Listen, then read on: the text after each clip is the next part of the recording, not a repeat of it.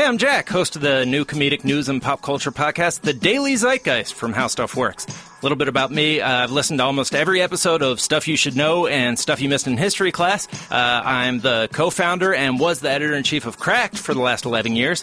And our show is basically the day's news and pop culture filtered through a brain that contains all the information that entails. And I'm Miles Gray, Jack's co-host, a former political operative and pop culture addict, like something I actually take medication for. He does. And sometimes he's a bunch of different people, like Michael McDonald. Tell him he's a stranger. Japanese radio DJ. Minasan ohayou gozaimasu, Midas desu. And Making a Murderer's Brendan Dassey. Yeah.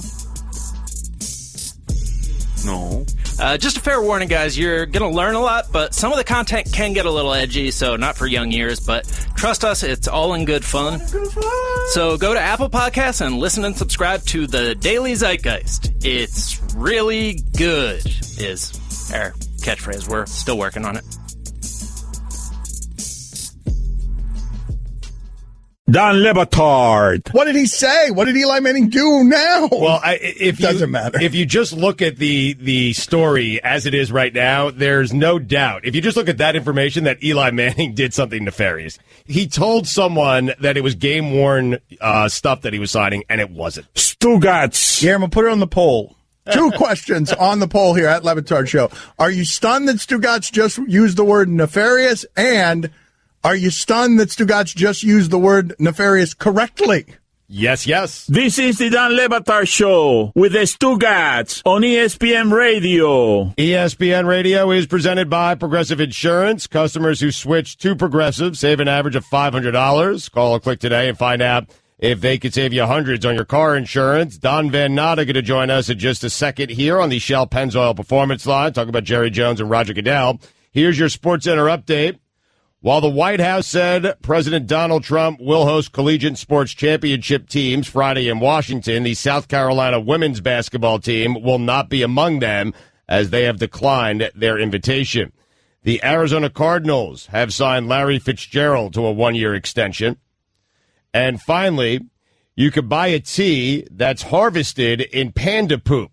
It costs $3,500 for 50 grams. Hold on a minute. What's more expensive, the panda poo tea or the cat poop coffee? What's more expensive? Put it on the poll, Guillermo. Huh. What's more expensive, panda poo tea or cat poop coffee? Good question. Up your bourbon game. Larceny Wheated Bourbon is the key. It's award-winning small batch bourbon made with more wheat for a smoother taste. Unlock the smoothness of Larceny Bourbon today. Think wisely, drink wisely. Larceny Bourbon, Bardstown, Kentucky, 46% alcohol by volume. For all the latest headlines and information, tune in the SportsCenter on ESPN Radio all throughout the day. Panda Poo Tea, and it's not even a contest. Wow. Yeah, as Sugat told you, $3,500 for Panda Poo Tea. For 50 grams, excuse me. Well, the local currency. Okay. Translates to $3,500 US. You get $100 or $500 per round. It varies in between for the cat poop coffee. Okay, very good. The perfect introduction to Pulitzer Prize-winning journalist Don Van Natta of ESPN, the magazine. Sorry, Don. I'm watching on the televisions here, Stu. Guys, this is going to be fun here with Golden State because you realize we're headed toward the next 5 years, Lakers and Celtics both being in this game.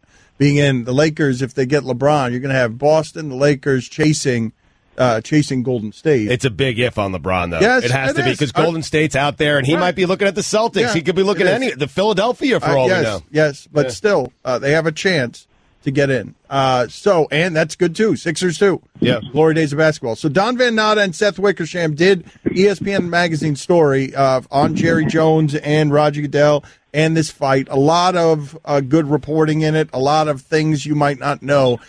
So beyond the conference call where Jerry Jones is threatening Roger Goodell with that language, what were the things in the piece, Don, that you thought were interesting? Well, Dan, before I answer that, I want to tell you guys had a poll about how Jerry Jones drinks his whiskey, I think. Yes. What kind of receptacle or what cup? I have the answer to that because I spent the summer with him in 2014. He uses a plastic Cowboys cup with the star on it to drink Johnny Walker Blue. Wow, so, what an upset. So that is an upset. Yes. That is an upset. If you did not know that before doing your reporting, would you have guessed from our poll questions, would you have guessed Bejeweled Goblet, human skull, crystal, I think. the finest of crystal, or a snifter? What would you have guessed before you learned the facts for yourself? The finest of crystal, because he has plenty of that in his mansion in a suburb of Dallas. That would have been my What was guess. the coolest thing in his mansion? Let's talk to you about that. What was, like, you were wandering around the mansion. What was the coolest thing in the Jerry Jones mansion? Oh, I think it was his tap room. He had this cool tap room with a gigantic television, probably 80 inches, maybe even bigger. And what was so funny is you can have any beer in the world in the tap room. He had Miller and Miller Lite were the only two choices because those are the sponsors of the Cowboys. They pay him $15 million a year. So wait a minute. What does the tap room look like? So you're telling me there are a whole bunch of different taps for every tap? And No, Dan. There's only two taps. There's only two taps, and it's Miller and Miller Lite. You can have any beer in the world. You can have Guinness, Harp, whatever, Miller and Miller Lite. And I asked them why. Well, it's a sponsor at the stadium. How many pictures of Jerry Jones, how many portraits or oil paintings of Jerry Jones were there in the house? No, there were none. I mean, he has Rockwell's. He has a great Norman Rockwell painting that he showed me that he's very, very proud of. It's called Coin Toss. It was the cover of the Saturday Evening Post in 1950. And he bought it because back in 1989, he bought it because Ross Perot told him it was a good investment for $1 million. And I think Christie's has said it's worth about $20 million. And he thought that was the thing he owned that had increased in valuation the most. And I had to point out to him, no, actually, Jerry, it's the Dallas Cowboys that have increased even at a greater greater rate. And he didn't even know that. He thought it was the painting that was the thing that had increased in value the most. What was the oddest thing in the house? I love this. The tour of the Jerry Jones mansion. Yeah. What was the thing that Don Van Natta really judged? Like you're looking and you're, oh, that's tacky. That right there doesn't fit with the rest of the feng shui in the room.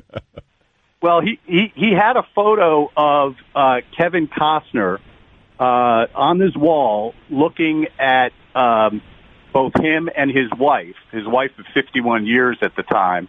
And he had a very funny line when he was looking at that picture. He said, "Look at my wife there. Look at the way she's looking at that man there. I've never seen her look at me like that." I can so see him saying There you that. go. You could see him seeing that. I also would have guessed the room filled with Barry Switzer and concubines would have been my guess. That one room well, you know what, where he had that. Dan, there was a room with a lot of pictures, and there's all the great Cowboys are there, and there was only one picture that we could find of Jimmy Johnson. There's plenty of Barry Switzer, but Jimmy Johnson has sort of been airbrushed out of that trophy room, interestingly. The one picture of Jimmy's like him in the background just happened to be the fringes of the picture. Yeah, exactly. So it's you do what you want with your own in your house with your history, with your personal history. Don Van Natta with us again. You should check out this story, ESPN the magazine. The reporting is exceptional, as is the writing, but it'll really take you inside their relationship.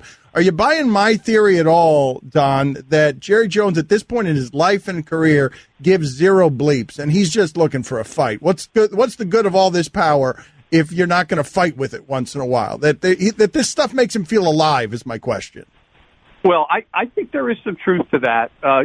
Certainly if you're the most powerful guy in the NFL and arguably even in American sports, you certainly want to exercise that power when you get an opportunity to. But I think that Jerry Jones feels very sincere about this in the sense that he thinks that all the business metrics, and Jerry's all about the business, all the business metrics for the NFL have gone south. TV ratings are down, merchandise is down, sponsors are upset, and he puts a lot of this blame on Roger Goodell. He doesn't like the way the league office is being run. And the Ezekiel Elliott matter really was the tipping point for, I think, a lot of frustration that Jones has felt with how much money they're paying Roger Goodell and whether he's really worth it. And, the thing you asked me before, Dan, about what surprised me the most is the fact that there was a conversation that Jerry Jones had in May with Roger Goodell as Ezekiel Elliott was still under investigation by Goodell in the league office.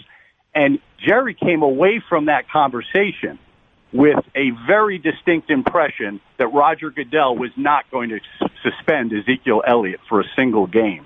And he ran around this summer saying it repeatedly. There's nothing here. There's nothing to domestic violence allegations. So in August, when he finds that out from Roger Goodell that there's going to be a 6-game suspension, that's when he reacts with that fury of I'm going to come after you with everything. How is that even possible, Don? Like, how could that be miscommunicated that poorly? Like, I don't even understand how Jerry could come away with that impression and then have it become what it did. Well, because interestingly, the timing of this, the context is important. Okay, this call happened in early May. In the conversation, Roger Goodell, our sources told us, said to Jerry, if Ezekiel Elliott puts out a note of contrition here, that might be enough. There really isn't enough here as it stands right now. Jerry, of course, wants to. Now, Roger didn't say he's totally off the hook, but Jerry hears what he wants to hear from that conversation and comes away thinking that is what happened. And I believe he told his family, Stephen, Charlotte, and Jerry Jr. and other people back in Dallas that basically Zeke was off the hook. And remember, just a couple weeks after that conversation at an owners meeting in Chicago, Jerry throws his weight behind Roger Goodell's contract extension. I mean, the timing here is very, very interesting. And unanimously, the 32 owners vote to extend Roger Goodell's contract. And our information is, during that meeting, none of the owners even discussed Roger Goodell's performance, including Jerry Jones. And it's not until this Ezekiel Elliott matter happens and the anthem problems that the league has had since September and a lot of other of these metrics going south this fall that Jerry Jones, goes on an all-out war against Roger Goodell. Wow, I wonder, based on what you're saying there, Don, I wonder if this has as much to do with the principle of the business combined with didn't want to lose his running back, but then that the added measure here on Jerry Jones is if he's spending the whole summer saying nothing's going to happen publicly, he's also been made to look like a fool, that he's embarrassed. If he's telling his own family members there's nothing here, I talked to Roger, he might just be annoyed because he was made to look like a fool. I think that's a part of it, Dan. So when the Cowboys training camp opened on July 23rd in Oxnard, California, Jerry Jones was asked about the Ezekiel Elliott case. And he said, I know this case. I know there's nothing here on domestic violence. I predict he's going to be free and clear. He said it in Canton over the Hall of Fame weekend again. And at that point, Roger Goodell had already made the decision quietly that they were going to suspend Ezekiel Elliott 6 games. Goodell didn't tell him over that weekend. He didn't want to spoil Jerry's party, and it wasn't until the following week that Jerry got that news, and he went ballistic. Don, does he have enough owners on his side to get Goodell out? I don't think he does right now. I think there's, Stu, I think there's a split three ways right now among the owners. I think there's 4 or 5 owners that are firmly in Jerry's corner. Dan Snyder probably doesn't surprise you. The Redskins owner, who's a Jones protege, is one of them. Bob McNair may be another one. And then there's, I think, 10 owners who really don't care. They just want this to be over with. Some owners fall asleep during owners' meetings. They're not very engaged. And then I think there's another dozen or so that are very concerned about all these business metrics. They're kind of stunned at Roger Goodell asking for nearly $50 million in a private jet, which he did in August, which Morton Schefter reported on Sunday. And so that's the receptive audience that Jones, I think, is playing to when he makes these arguments. Let's slow this process down. Let's look carefully not only at the contract, but let's look at Roger Goodell's performance and have a serious discussion about, which they didn't do in May, as I said. I mean, to me, that's stunning. You decide unanimously to re-up Roger Goodell with all the issues and problems that he's had in his leadership without having a single minute of discussion about what his performance is, and now you want to have it months later? I mean, to me, that's very telling. Don, answer these questions. We're totally out of time. All of them, 10 seconds or less. Okay? Go ahead, Stugotz. All 10 seconds or less, please, Don, because we're out of time. Don, when he says, Sure. I'm coming at you with everything I have, what do you imagine that looks like? That's frightening. That's a lot of fury. That's David Boies, a legal heavyweight. That is a possible lawsuit, maybe even 2 lawsuits. And that's also, I'm going to make time now. So it's a lot of lawyers. A lot of lawyers. Yes. A lot of lawyers. A lot of blustering lawyers. Okay. Now, 10 seconds or less, please. What's going to happen next here? next year. No, next here. Next with this story. Time. Next question. Give me the name of the owner who falls asleep in a meeting. I'm not going to do that. Yeah, it's Jerry Richardson. You're a failure. Get out of here, Van Natta. I'm not going to do that. Dan Snoop, what a goal. Everyone knows it's Isn't Jerry going to Richardson. pay for itself. Guillermo, put on the poll. Is Jerry Richardson falling asleep during the meeting? Loud snores, too. I imagine Jerry Richardson to be a loud snorer. Dan Batard. Called common sense reporting, Dan. Connect the dots. Stugats. I would not describe your sense as common. This is the Dan Batard Show with the Stugats on ESPN Radio. This is something that I had not actually considered until you guys played it for me a couple of weeks ago from Draymond Green. This is what he said before last night's Celtics game. The idea of we need to stop referring to the owners of teams as owners. He said, quote, very rarely do we take the time to rethink something and say maybe that's not the way. Just because someone was taught that 100 years ago doesn't mean that the right thing today. And so when you look at the word owner, it really dates back to slavery. The word owner, master, it dates back to slavery. We just took the words and we continued to put them to use. Now, it doesn't bother me in any way that the owners of sports franchises are called team owners. But I do want to listen when somebody with a different perspective says something, especially if it's something that I simply had never considered. It's not something that had ever been a thought of mine before, to wonder whether the term owners is out of date in 2017 if you're running a largely black league and if you're, Draymond is coming from the unique perspective of an NBA player. I don't want to question Draymond either. Mark Cuban did say we own equity, not people. Mm-hmm. And so it's just, I guess it depends on how you. But I just think it's an interesting conversation, right? Like if all of these conversations that we have about is America too sensitive? Are women being too sensitive? Are minorities being too sensitive? Are white people being too sensitive? We're always accusing each other of being too sensitive. But are you willing to consider the viewpoint that here is something that you had not considered? I've been in sports for 30 years. I had not considered the idea of changing the language at the top of the pyramid. So Draymond Green presents it to you. Do you want to fight over that and call him sensitive, or do you want to consider it? I'd like to consider it. I would certainly like to consider it. But I just think all of these conversations would go a lot better if you're being brought a perspective that is different from your own. You find it illuminating. You can fight. You can fight for the status quo. You can fight for what's been. Oh, knock it off. You can fight this way, too, with these two fists. Sure. Oh, stop politically correct person. Oh, stop sensitive person. These two fists. Quit being so sensitive. Quit being politically correct. But those aren't the weapons that are linked to this fight. Right. Like, just, are you willing to consider the idea of changing your language? Yes or no? But by definition, Dan, Mark Cuban owns the Dallas Mavericks. He does. And I think his response to Draymond Green is a fair one. Hey, I own a majority equity piece in the Mavericks. I don't own people. I don't think Dirk Nowitzki is calling him his owner. You don't need to make it about this. Yes, right. But also, by definition, he's a CEO of the Dallas Mavericks. Okay. What do you lose by not calling yourself an owner? If it bothers one person, is there anybody that really holding on to that phrase? No, I must be called an owner. Mike, how would we know? I'm not saying you're wrong, but when you have spent as much money as Mark Cuban spent, he might like to walk around and say, "Hey, I own the Dallas Mavericks." But Stugats, what I'm asking you is to take it out of this particular conversation. I'm not interested in arguing whether Draymond is right or wrong, or whether we should actually change NBA owner name to NBA CEO. What I'm talking about is the general societal tension that we have now as it regards to language. And so, don't make it about the details here. Are you willing to consider changing the way that you talk about whatever?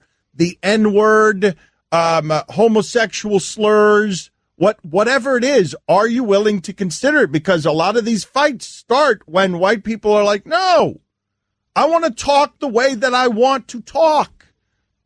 And then when you point that out to them, hey, well, but would you consider this or no? You won't consider this. No, I want to talk the way I talk. Then that's where we get stuck. Correct. So I'm asking you, not Mark Cuban, are you willing to consider changing your language? I'm not asking Mark Cuban whether he wants to be called an owner. I'm asking whether you'd be willing to change your language for Draymond Green. Well, just for Draymond Green? Yes. Why do I have to do it just for Draymond Green? Time to check in with NRL's leading football expert, Cian Fahey. Alex Smith is the guy who has a wide receiver wide open in the end zone and will run straight out of bounds and take a sack because he's in field goal range. For more of his work, visit presnaprits.com. You can't predict yak. Cheerios, mate, Cheerios. ESPN Radio is presented by Progressive Insurance. Cian Fahey going to join us in just a second on the Shell Pennzoil Performance Line. I'll take your phone call, 786-456-4837. There are some stories that you just have to hear to believe. Season 2 of the acclaimed 30 for 30 podcast series is now available on the ESPN app and Apple Podcast. Here's your SportsCenter update. While the White House said President Donald Trump will host collegiate sports championship teams Friday in Washington, the South Carolina women's basketball team will not be among them as they've declined their invitation. The Arizona Cardinals have signed Larry Fitzgerald to a 1-year extension. And finally, cats use their whiskers to determine if they can fit in a certain space. Wow. For all the latest headlines and information, tune in to SportsCenter on ESPN Radio all throughout the day. If you want to talk to Cian Fahey, the telephone number is 786-456-4837, 786-456-4837.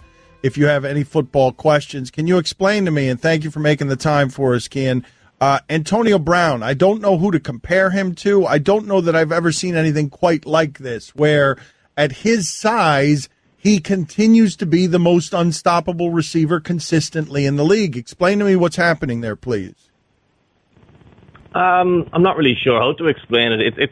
I think people in general overvalue height because they've seen most of the great receivers have been tall, but most of the great receivers haven't been great because they've been tall. They've been great because they've had great ball skills.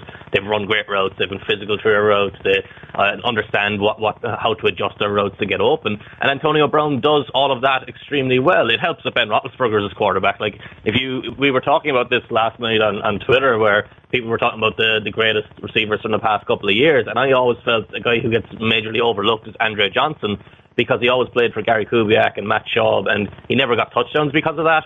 So Andre Johnson could do everything and was a relatively big guy too. But with Brown, because he's played with Ben Roethlisberger for most of his career, he's generally got good service. That's not to take anything away from him. He's still a great wide receiver. He just has to be dominant at kind of everything that he does, just because he can't rely on that size. But again, like if you talk, like there was a guy called Lima Swede who came into the league around the same time as for the Steelers with Antonio Brown. And he was basically the opposite of Antonio Brown. He was really tall, really athletic, or was really tall and really fast in a straight line, not necessarily that athletic. And he couldn't do anything that Brown could do, and Brown has just developed and refined the skill set over the years to become this great player. Case Keenum, explain. Adam Thielen? That's pretty much it. Adam Thielen and Stephon Diggs.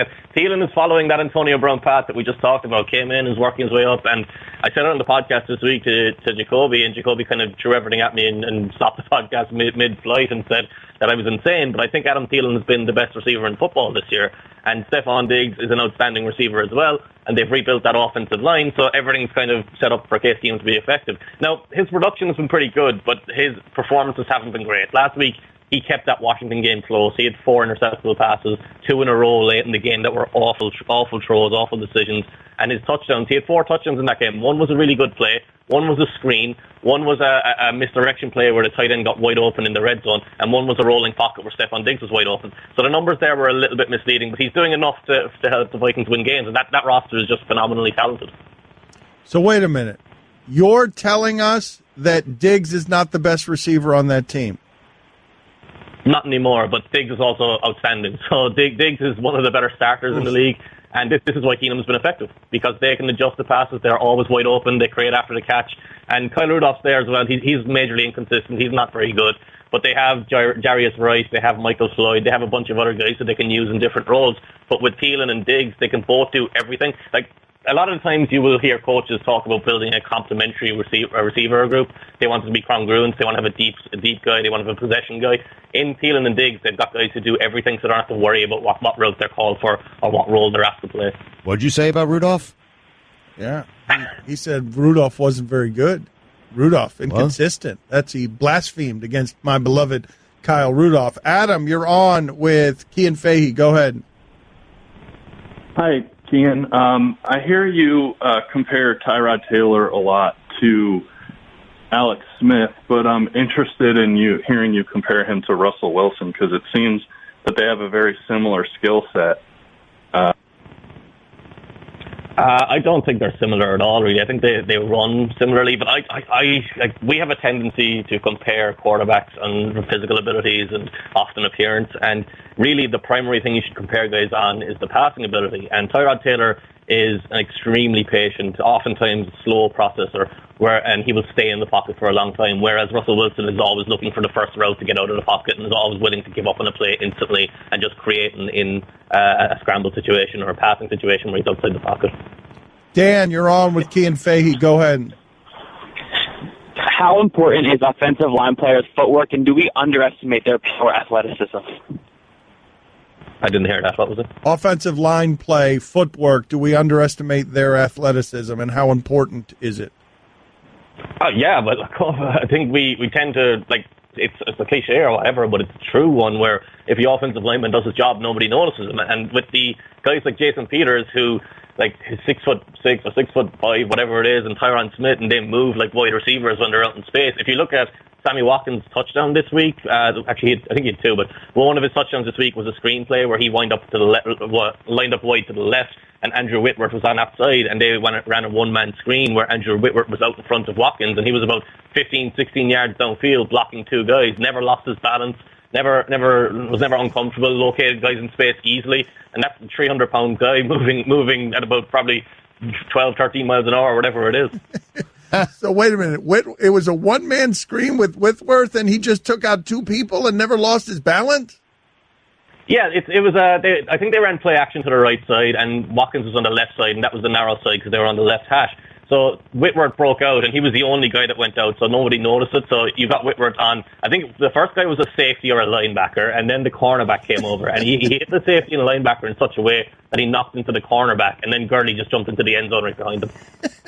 What's your problem with Carson Wentz, man? I'm a hater.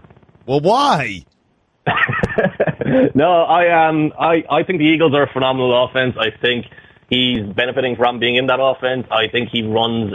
His last month, he's been pretty consistent with his decision making, pretty consistent with his accuracy. I don't think he ever really does anything that's necessarily that high a degree of difficulty. He's playing behind that offense. The one thing you've always got to be wary of with quarterbacks is the guys who are in beautifully designed offenses with great offensive line play. That's how you get a guy like Nick Foles. That's how you get that season from Josh McCown. It's how Ryan Fitzpatrick throws for 30-plus touchdowns. And you have to always be wary of that. So he's playing well enough right now. I don't think he's a spectacular player. I think it'll regress a little bit. But the thing we don't talk about there is Doug Peterson, they're running all these option plays and very simple designs and stuff that we would always say about Tyrod Taylor if it comes up, but not about Carson Wentz. And I just we need to point that out and say exactly what he's doing. Can we do this as a show? I want to do this as a show. Let's. Can we all do our Cian Fahey impersonation at the same time? All of us. Hold on a second. On the count of three. All right. 1, 2, 3. Fitzpatrick throws for 30. Good, guys.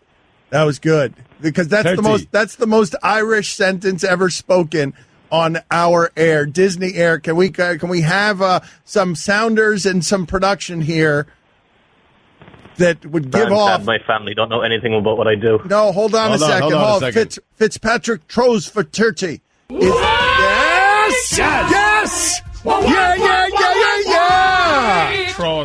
Trolls for 30. We're doing the wrong show and we're doing a bad show. Tony Baselli has texted Stugat, the former Frankenstein monster who played left tackle for the Jacksonville Jags, and he says, greatest question ever asked on your show, need more offensive line talk. He liked that question about offensive line footwork. If we're doing a show that's good for Baselli, we're doing a bad show. This show finally paid off for Baselli. Yeah. Blue, you're on with Cian Fahey. Go ahead, Blue. Yeah, Cian, I'm an Atlanta Falcons fan.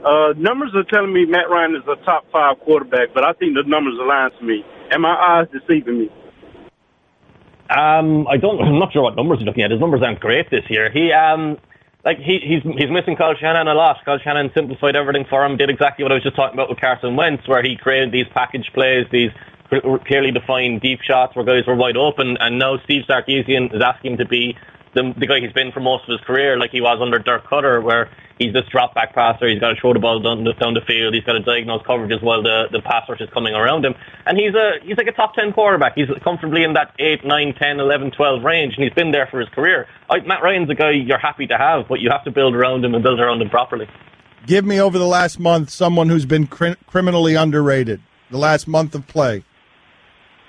Alvin Kamara for the Saints, and the Saints in general, everyone's kind of overlooking because we expect them to be that middling team that they always are. But Alvin Kamara has been used on screens a lot the past couple of weeks, and I'm not sure a single time has any of his offensive linemen blocked anyone, and he's still gained like 6, 7, 8, 9, 10, even 20 yards. He scored a touchdown against the Buccaneers where he had 3 blockers out in front, and all 3 of them were looking at him at times while he was running instead of trying to block anyone.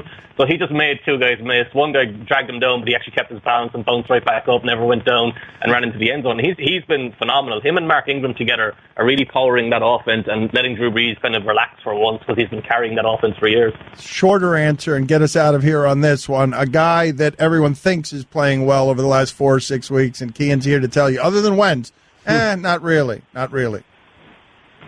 That's kind of difficult. I don't really know if I have anyone. Okay. All right. That's fine. All right. Segment lasted 10 seconds too long. My bad. Mm-hmm. Don Batard. Pistachios are highly flammable when stored in large quantities and can spontaneous combust. Stugats. Spontaneously. Nope. Spontaneous.